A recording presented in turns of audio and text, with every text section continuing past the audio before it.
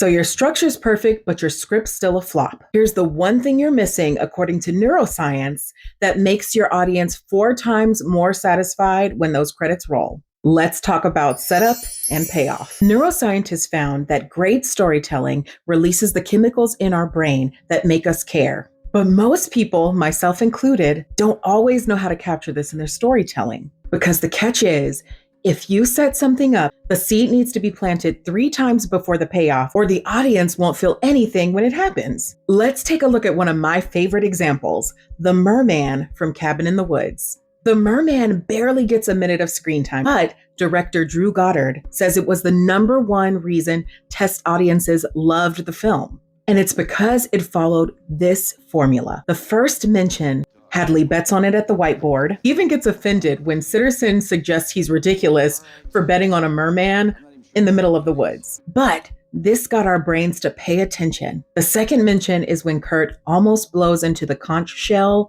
that would summon it.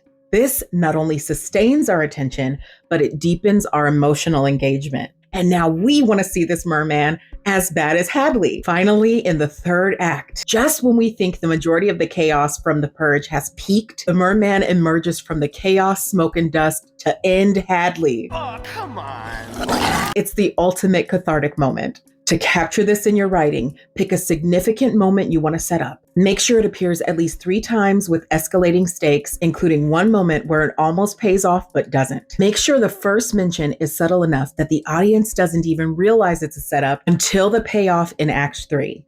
And that's how you get your script out of its flop era. What's your favorite payoff moment in a film? Put it down in the comments below. Share this with a screenwriter struggling with their third act, and follow for more screenwriting tips and tricks. We'll talk soon, my friends. Bye-bye.